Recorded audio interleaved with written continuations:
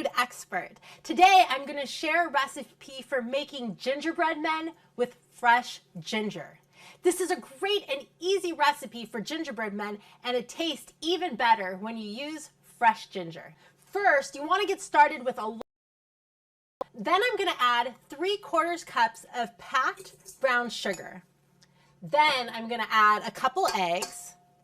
These are just regular brown, medium-sized eggs.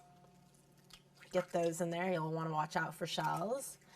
And then I'm adding 1/4 cup of molasses.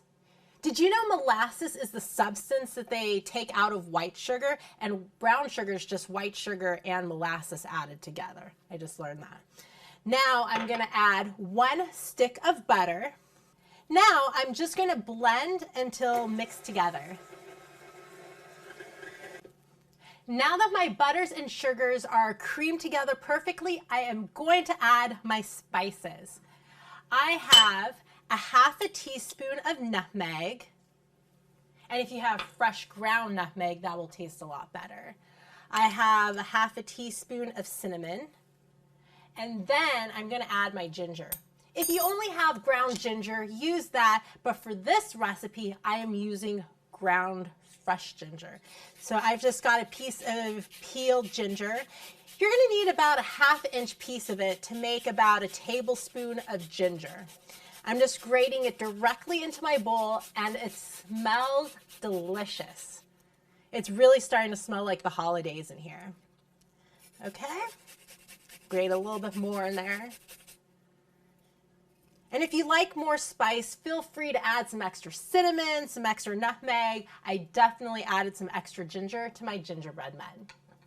Now I'm going to add 1.5 teaspoons of baking soda.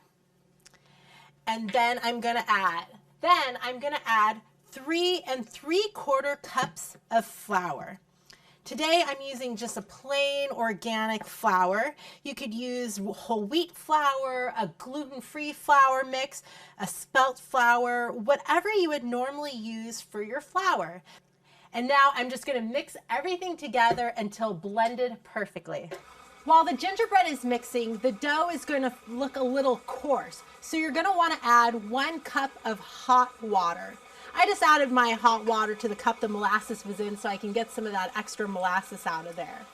Using hot water is key in this recipe because it's going to help everything blend together perfectly, but it's also going to activate with the baking soda to get a nice little puffy finish on our gingerbread men.